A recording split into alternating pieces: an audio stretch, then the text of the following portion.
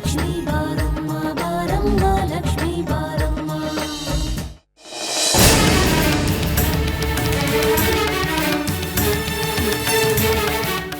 ಏನಾಯ್ತು? ಗೊಂಬೆಗೆ ಅವಾಗಿಂದ ಫೋನ್ ಮಾಡ್ತಾ ಇದ್ದೀನಿ, ಫೋನ್ ನಾಟ್ ರೀಚಬಲ್ ಬರ್ತದೆ, ಎಲ್ಲಿ ಹೋಗಿದ್ದಾನೆ ಅಂತ ಗೊತ್ತಾಗ್ಲಿಲ್ವಲ್ಲ. ಎಲ್ಲ ನೀನು ಕೊಟ್ಟಿರೋ ಸಲಹೆ ಮುದ್ದು ಮಾಡಿ ಮಾಡಿ ಹೇಳಿದ ಮಾತು ಕೇಳದೆ ಹೋಗಿ ಮಾಡಿದ್ಯಾ. ಕಲ್ಪನಾ, ನಾವು ಎಲ್ಲಿಗೆ ಬಂದಿದ್ದೀವಿ ಅನ್ನೋದು ಸ್ವಲ್ಪ ತಲೆಯಲ್ಲಿರಲಿ. ಇಲ್ಲೂ ಸೀನ್ ಕ್ರಿಯೇಟ್ ಮಾಡಬೇಡ. ಏನೂ ಮುಖ್ಯವಾದ ಕೆಲಸ ಇದೆ ಅಂತ ಹೋಗಿದ್ದಾಳೆ, ಬರ್ತಾಳೆ ಬಿಡು. ಬರ್ತಾಳೆ ಬಿಡು ಅಂದರೆ ನೀನು ಯಾಕೆ ಫೋನ್ ಟ್ರೈ ಮಾಡ್ತಾ ಇದೆಯಾ? ನೀನು ಯಾಕೆ ಟೆನ್ಷನ್ ಮಾಡ್ಕೊಂಡಿದ್ಯಾ? ಅವಳಿಗೆ ಇದಕ್ಕಿಂತ ಮುಖ್ಯವಾದ ಕೆಲಸ ಏನಿದೆ? ಅದು ನನಗೇನು ಗೊತ್ತು? ನನಗೆ ಗೊತ್ತಿದೆ. ಬೀದಿಲಿ ಯಾವುದೋ ನಾಯಿನೋ ನರಿನೋ ಬಿದ್ದಿರುತ್ತೆ, ಅದನ್ನು ತಗೊಂಡು ಹಾಸ್ಪಿಟ್ಲಿಗೆ ಹೋಗಿರ್ತಾಳೆ. ಅದು ಹುಷಾರಾದ್ಮೇಲೆ ಮನೆಗೆ ಕರ್ಕೊಂಡು ಬಂದು ಸಾಕ್ತಾಳೆ. ನನ್ನ ಕರ್ಮಕ್ಕೆ ಆ ನಾಯಿ ನನ್ನೇ ಕಚ್ಚುತ್ತೆ. ಅಕ್ಕ ಏನಾಯ್ತು? ಯಾಕೆ ಟೆನ್ಷನ್ ಮಾಡ್ಕೊಂಡಿದ್ಯಾ? ಇನ್ನೇನೆ ಟೆನ್ಷನ್ ಕೊಡೋಕ್ಕೆ ಅಂತಾನೆ ಮಗಳು ಅವಳನ್ನ ವಹಿಸ್ಕೊಂಡು ಮಾತಾಡೋದಕ್ಕೆ ಅವ್ರ ಅಪ್ಪ. ಟೆನ್ಷನ್ ಆಗದೆ ಇರುತ್ತಾ? ಅಲ್ಲ, ಗೊಂಬೆ ಹೇಳ್ದೆ ಕೇಳ್ದೆ ಎಲ್ಲಿಗೆ ಹೋದ್ಲು? ಚಂದು ಜೊತೆ ಮದುವೆ ಅಂದರೆ ಕುಣಿದಾಡ್ತಿದ್ಲು. ಇವತ್ತು ನೋಡಿದ್ರೆ ಬಂದೇ ಇಲ್ಲ. ಅಂಥ ಇಂಪಾರ್ಟೆಂಟ್ ಕೆಲಸ ಏನಿತ್ತು ಅವಳಿಗೆ? ಅದೇ ನಾನು ಹೇಳ್ತಾ ಇದ್ದೀನಿ ಕುಮುದ, ಅವಳು ಬಂದ ಮೇಲೆ ಏನು ಕೆಲಸ ಅಂತ ಗೊತ್ತಾಗುತ್ತೆ, ಅಲ್ಲಿವರೆಗೂ ತಾಳ್ಮೆಯಿಂದ ಇರೋ ಅಂತ. ನಿಮ್ಮ ಅಕ್ಕನಿಗೋ ತಾಳ್ಮೆಯ ತಾಕ್ಷರದ ಅರ್ಥನೂ ಗೊತ್ತಿಲ್ಲ. ಯಾವಾಗ ನೋಡಿದ್ರು ಸಿಟ್ಟು, ಯಾವಾಗ ನೋಡಿದ್ರು ಜಗಳ. ಧರ್ಮರಾಯಂಗೆ ಕೆಟ್ಟದ್ದು ಮಾಡೋಕೆ ಬರಲ್ಲ, ದುರ್ಯೋಧನಂಗೆ ಒಳ್ಳೇದು ಮಾಡೋಕೆ ಬರಲ್ಲ. ಹಾಗೆ ನಿಮ್ಮ ಅಕ್ಕನಿಗೆ ಅವ ಯಾವಾಗ ಬಂದ್ರಿ? ಹೇಗಿದ್ದೀರಾ? ನಾನು ಚೆನ್ನಾಗಿದ್ದೀನಿ ಚಂದು. ಗೊಂಬೆಯಲ್ಲಿ ಕಾಣ್ತಾ ಇಲ್ಲ. ಅದೇ ಚರ್ಚೆ ನಡೀತಾ ಇತ್ತು ಚಂದನ್. ಏನೋ ಅರ್ಜೆಂಟ್ ಕೆಲಸ ಅಂತ ಹೋದ್ಲು, ಯಾಕೆ ಏನು ಅಂತ ಹೇಳಲಿಲ್ಲ. ಅರ್ಜೆಂಟ್ ಕೆಲಸನ? ಅಂಥದ್ದೇನಿದೆ? ನಿನಗೆ ಸರ್ಪ್ರೈಸ್ ಗಿಫ್ಟ್ ಕೊಡಬೇಕು ಅಂತ ಅದನ್ನ ತರಕ್ಕೆ ಹೋಗಿದ್ದಾಳೆ ಅನ್ಸುತ್ತೆ. ಇರ್ಬೋದು ಚಂದು, ಮದುವೆ ವಿಷಯ ಅಂದ್ರೂ ಹೋಗಿದ್ದಾಳೆ ಅಂದರೆ ನಿನಗೆ ಸಂಬಂಧಪಟ್ಟಿರೋದೇ ಇರಬೇಕು. ಅಲ್ಲಿ ನೋಡಕ್ಕ, ನಿನ್ನ ಮಗಳು ಬಂದಿಲ್ಲ ಅಂತ ನಿನಗಿಂತ ಜಾಸ್ತಿ ಟೆನ್ಷನ್ನು ಭಾವಿ ಪತಿ ಮುಖದಲ್ಲಿ ಕಾಣ್ತಾ ಇದೆ. ಅಂಥದ್ದೇನಿಲ್ಲ. ಅಂಥ ಅರ್ಜೆಂಟ್ ಕೆಲಸ ಇದ್ದರೆ ನನಗೆ ಫೋನ್ ಮಾಡಿ ಹೇಳಿರೋಳು, ಅದ್ರ ಬಗ್ಗೆನೇ ಯೋಚನೆ ಮಾಡ್ತಾ ಇದ್ದೆ. ಅಕ್ಕ, ಗೊಂಬೆಗೊಂದ್ಸರಿ ಫೋನ್ ಮಾಡು.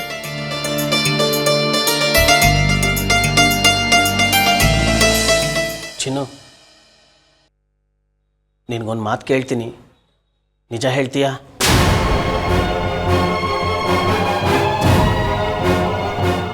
ನೀನು ನಿಜವಾಗ್ಲೂ ಸಂತೋಷವಾಗಿದೆಯಾ?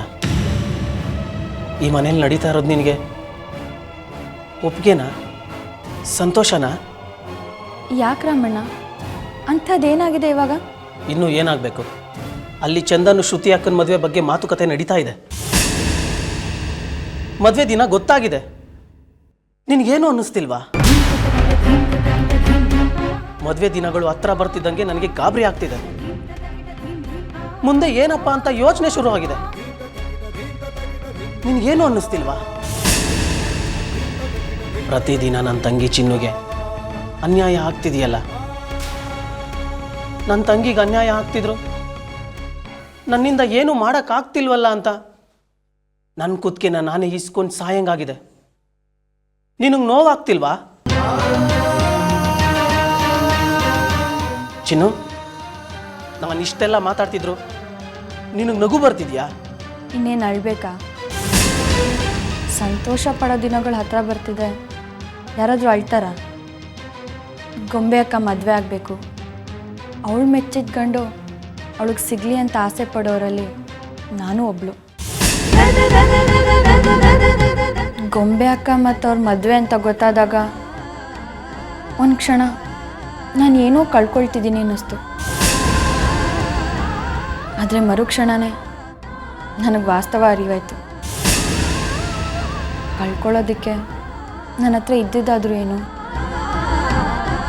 ಒಂದನ್ನು ಕಳ್ಕೊಳ್ತೀವಿ ಅಂದರೆ ಮೊದಲು ಅದು ನಮ್ಮದು ಅಂತ ಆಗಿರ್ಬೇಕಲ್ವಾ? ಅವ್ರು ಯಾವತ್ತೂ ನನ್ನೋರಾಗಿರಲಿಲ್ಲ. ಅಂದಮೇಲೆ ಅವ್ರನ್ನ ಕಳ್ಕೊಳ್ತೀನಿ ಅಂದ್ಕೊಳ್ಳೋದು ನನ್ನ ಮೂರ್ಖತನ ಅಲ್ವಾ? ಚಿನ್ನು, ಕೊನೆ ಪಕ್ಷ ನಿನ್ನ ಅಣ್ಣನ ಹತ್ರ ಸುಳ್ಳು ಹೇಳೋದನ್ನು ಮೊದಲು ಬಿಡು. ನಿನ್ನ ಧ್ವನಿ ಒಂದು ಕತೆ ಹೇಳ್ತಿದೆ, ನಿನ್ನ ಮುಖ ಇನ್ನೊಂದು ಹೇಳ್ತಿದೆ. ಅಣ್ಣ, ನನ್ನ ಮುಖ ಒಂದೊಂದು ಅಂತಿರುತ್ತೆ. ಅದಕ್ಕೆ ಅಂತ ಆಕಾಶಕ್ಕೆ ಏಣಿ ಹಾಕೋಕ್ಕಾಗತ್ತಾ? ಇಲ್ಲಾಂದರೆ ನಕ್ಷತ್ರನ ಕಿತ್ತು ತಲೆಯಲ್ಲಿ ಮುಡ್ಕೊಳಕ್ಕಾಗತ್ತಾ? ನನಗೆ ಜನ್ಮ ಕೊಟ್ಟಿದ್ದು ನಮ್ಮವ್ವ. ನನಗೆ ಬುದ್ಧಿ ಬರೋರ್ಗೂ ಈ ಜನ್ಮ ಕಾಪಾಡಿದ್ದು ನನ್ನ ತಾತಮ್ಮ. ನನ್ನ ತಾತಮ್ಮ ಹೋದ್ಮೇಕೆ ಈ ಜೀವನೂ ಹೊಟ್ಟೋಗ್ಬೇಕಿತ್ತು. ನಾನಿನ್ನೂ ಬದುಕಿದ್ದೀನಿ. ನೀನು ನನ್ನ ತಂಗಿ ಅಂತ ಅಂದ್ಕೊಂಡಿದ್ಯಾ ಅಂದರೆ ಅದಕ್ಕೆ ಕಾರಣ ಗೊಂಬೆ ಅಕ್ಕ ಮತ್ತು ಅವರೇ ಉಳಿಸಿದ ಜೀವ ಇದು. ಈ ಜೀವ ಅವ್ರಿಗೋಸ್ಕರ ಕೊನೆವರೆಗೂ ಮುಡುಪಾಗಿರುತ್ತೆ. ಈ ಜಗತ್ತಲ್ಲಿ ಅವ್ವ, ತಾತಮ್ಮ, ಅಕ್ಕ, ತಂಗಿ ಅಂತ ಯಾರಾದರೂ ಇದ್ದರೆ ಅದು ನನ್ನ ಗೊಂಬೆ ಅಕ್ಕನೇ. ಅಪ್ಪನ ಕಾಳಜಿ, ಅಣ್ಣನ ಆರೈಕೆ, ಗಂಡನ ರಕ್ಷೆ ಅಂತಿದ್ರೆ ಅದು ಅವರಿಂದ ಮಾತ್ರ. ತಾತಮ್ಮನ ಮಾತು ಕೇಳಿದೆ ಇವ್ರು ನನ್ನ ಹಳ್ಳಿಲೇ ಬಿಟ್ಟಿದ್ದಿದ್ರೆ ಇಷ್ಟೊತ್ತಿಗೆ ನಾನು ಗೋಡೆ ಮೇಲೆ ಹಾರ ಹಾಕ್ಕೊಂಡು ನೇತಾಡ್ತಿದ್ದೆ. ನರ್ಕಕ್ಕಿಂತ ಭಯಾನಕವಾದ ಲೋಕದಲ್ಲಿ ಕ್ಷಣ ಕ್ಷಣಕ್ಕೂ ಕೊರ್ಗಿ ನೋವು ತಿಂದು ಸಾಯ್ತಾ ಇದೆ. ಅಂಥ ನರಕದಿಂದ ಕೈ ಹಿಡಿದು ಮೇಲೆತ್ತಿ ಹೊಸ ಜೀವನ ಕೊಟ್ಟಿದ್ದವರು. ನಾನು ಯಾರು ಅಂತಲೇ ಗೊತ್ತಿಲ್ಲದೆ ನನಗೆ ಅಷ್ಟೊಂದು ಸಹಾಯ ಮಾಡಿದವ್ರಿಗೆ ಮೋಸ ಮಾಡಬೇಕಾ? ಅವ್ರ ಜೀವನಕ್ಕೆ ನಾನು ಮುಳ್ಳು ಹಾಕಬೇಕಾ? ನೀನೇ ಹೇಳು. ಯಾರಾದರೂ ನಿನಗೆ ಇಷ್ಟೊಂದು ಸಹಾಯ ಮಾಡಿದರೆ ನೀನು ಅವ್ರಿಗೆ ಬೆನ್ನಿಗೆ ಚೂರಿ ಹಾಕೋ ಕೆಲಸ ಮಾಡ್ತಿದ್ದ? ಜೀವನದಲ್ಲಿ ಪ್ರೀತಿ ಅನ್ನೋ ಶಬ್ದಕ್ಕೆ ಅರ್ಥನೇ ಗೊತ್ತಿಲ್ದಿರೋ ನನಗೆ ಪ್ರೀತಿದಾರೇನೆ ಎರಿತಿರೋಳು ಗೊಂಬೆ ಅಕ್ಕ. ನಾನು ಯಾರು, ಯಾವ ಕುಲದವಳು, ಎಂಥವಳು ಅಂತ ಗೊತ್ತಿಲ್ಲದೆ ತಂಗಿ ಅಂತ ಎದೆಗೆ ಒಪ್ಕೊಂಡವಳು ಗೊಂಬೆ ಅಕ್ಕ. ಅಂಥವಳ ಎದೆಗೆ ನಾನು ಚೂರಿ ಹಾಕ್ಲಾ? ಸಂಬಂಧನೇ ಇಲ್ದಿರೋ ನನಗೋಸ್ಕರ, ನನ್ನ ಒಳ್ಳೇದಕ್ಕೋಸ್ಕರ ತಾಯಿ ಅಂತಲೂ ಲೆಕ್ಕಿಸದೆ ಅವ್ವನ ಜೊತೆ ಚಿಕ್ಕಿ ಜೊತೆ ಜಗಳ ಆಡಿದ್ಲು. ಅಂಥ ಅಕ್ಕನಿಗೆ ನಾನು ಮೋಸ ಮಾಡ್ಲಾ ಅಣ್ಣ? ಏನು ಮಾಡಲಿ ರಾಮಣ್ಣ, ನೀನೇ ಹೇಳು. ಜೀವ ಕೊಟ್ಟವ್ರು ಜೀವ ತೆಗಿಲ್ಲ, ಇಲ್ಲ ನಂಬಿ ಸಹಾಯ ಮಾಡಿದವ್ರು ಕುತ್ಕೇಕೂ ಇಲ್ಲ. ಹಾಗೆ ಮಾಡಿದ್ರೆ ಮುಂದೆ ನನ್ನಂಥವ್ರನ್ನ ಕಾಪಾಡೋಕ್ಕೆ ಯಾರಾದರೂ ಬರ್ತಾರಾ? ನನ್ನನ್ನು ಕಾಪಾಡೋಕ್ಕೆ ಅಂತ ಆ ದೇವ್ರು ಕಳಿಸಿರೋ ಈ ಇಬ್ಬರು ದೇವ್ರನ್ನ ನಾನು ದೂರ ಮಾಡ್ಕೊಳ್ಳ? ಹೇಳು ರಮಣ್ಣ. ಚಿನ್ನು, ನಿನ್ನ ಎದೆಯಲ್ಲಿ ಇಂಥ ಜ್ವಾಲಾಮುಖಿ ಇದೆ ಅಂತ ಗೊತ್ತಿರಲಿಲ್ಲ ಕಣೋ. ದೇವ್ರು ಎಂಥ ಆಟ ಆಡ್ತಾ ಇದ್ದಾನೆ. ಇಲ್ಲಿ ಯಾರಿಗೆ ಅನ್ಯಾಯ ಆಗಲಿ, ಒಳ್ಳೆತನಕ್ಕೆ ಸಾವಾಗ್ತಿದೆ. ಚಂದನ್ ನೀನು. ಅವ್ರು ನನ್ನ ಗಂಡ, ಅವ್ರು ಯಾವಾಗಲೂ ಇಲ್ಲೇ ಇರ್ತಾರೆ.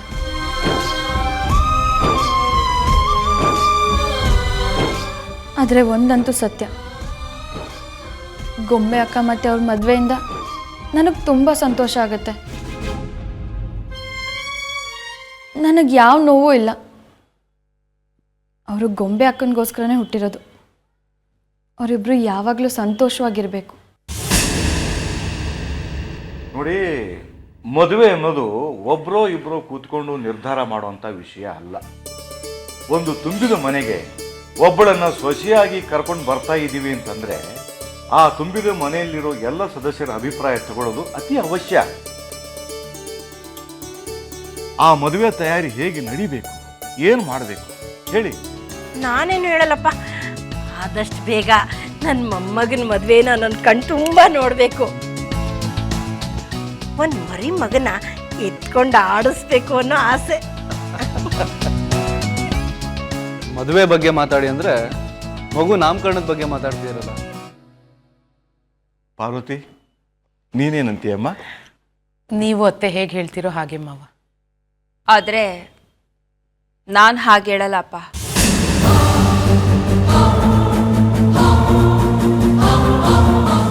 ಈ ಮದುವೆ ನಾನು ಹೇಗೆ ಅಂದ್ಕೊಂಡಿದ್ದೀನೋ ಹಾಗೆ ನಡಿಬೇಕು. ಯಾಕೆಂದರೆ ಇದು ನನ್ನ ಮಗಳ ಮದುವೆ. ನನಗೂ ಕನಸುಗಳಿರುತ್ತಲ್ವ ಅಲ್ವಾ ಚಂದನ್? ಕಲ್ಪನಾತೆ, ನೀವು ಹೇಳ್ದಾಗೂ ನಡೆಯುತ್ತೆ, ತಾತ ಹೇಳ್ದಾಗೂ ನಡೆಯುತ್ತೆ, ಅಮ್ಮ ಹೇಳ್ದಾಗೂ ನಡೆಯುತ್ತೆ. ಅಷ್ಟೇ ಯಾಕೆ, ನಮ್ಮ ರಾಮು ಚಿನ್ನು ಹೇಳ್ದಾಗೂ ನಡೆಯುತ್ತೆ. ಇದಪ್ಪ ಮಾತು ಅಂದರೆ. ಅಳಿಯಂದ್ರೆ, ನಿಮ್ಮ ಅಭಿಪ್ರಾಯ ಏನು ಅಂತ ಹೇಳಿ. ಬರೀ ಕಲ್ಪನೆ ಮಾತಾಡೋದಾಗ ಹೋಯ್ತು. ಮಗಳ ಮದುವೆ ಅನ್ನೋದೇ ದೊಡ್ಡ ಸಂಭ್ರಮ ಮಾವ. ಅದಕ್ಕಿಂತ ಹೆಚ್ಚಿನೇನಿದೆ ನಾನು ಮಾತಾಡಲ್ಲ, ಮಾಡಿ ತೋರಿಸ್ತೀನಿ. ಹಾಗಾದರೆ ಮದುವೆ ಬಗ್ಗೆ ಯಾರ ಅಭ್ಯಂತರವೂ ಇಲ್ಲ, ಎಲ್ಲ ಅಭಿಪ್ರಾಯನೂ ಒಂದೇ ಅಂತಾಯ್ತು. ಇನ್ನು ಮುಂದುವರಿಯೋಣವಾ? ಸಾಧ್ಯ ಇಲ್ಲ, ಅದ್ರ ಬಗ್ಗೆ ತಿಳ್ಕೋಬೇಕು. ಅಲ್ಲಿವರೆಗೂ ನಾನು ಈ ಮದ್ವೆ ಆಗೋದಿಲ್ಲ.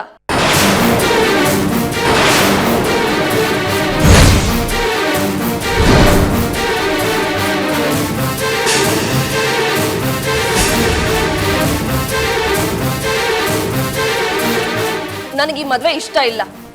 ಗೊಂಬೆ ಗೊಂಬೆ, ಇದು ತಮಾಷೆ ಮಾಡೋ ಸಮಯ ಅಲ್ಲ ಕಣೆ. ಅಜ್ಜಿ, ನಾನು ಸೀರಿಯಸ್ ಆಗಿ ಹೇಳ್ತಿದ್ದೀನಿ, ತಮಾಷೆ ಮಾಡ್ತಿಲ್ಲ. ಅಂಥದ್ದೇನಾಯ್ತಮ್ಮ ಈಗ?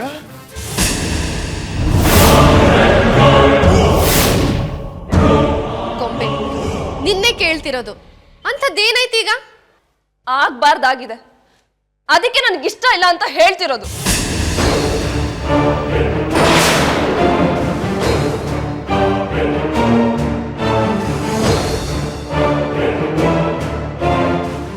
ಗೊಂಬೆ, ಯಾಕಮ್ಮ ಹೀಗೆ ಒಗ್ಗಟ್ಟಾಗಿ ಮಾತಾಡ್ತಾ ಇದೆಯಾ ಮಗಳೇ?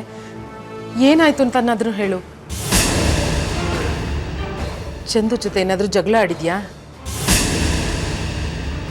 ಚಂದು? ಇಲ್ಲ, ಚಂದು ಜೊತೆ ನಂಗೆ ಯಾವ ಜಗಳನೂ ಆಗಿಲ್ಲ.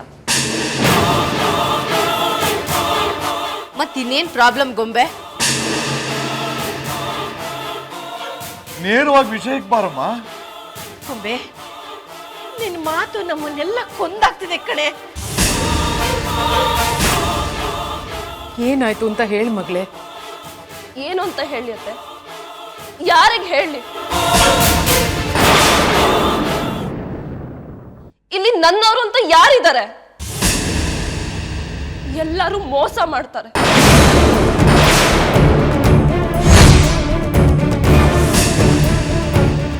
ನಮ್ದವರು ನನ್ನನ್ನ ಕತ್ಲೆಯಲ್ಲಿಡ್ತಾರೆ. ತಾತ, ಅಜ್ಜಿ,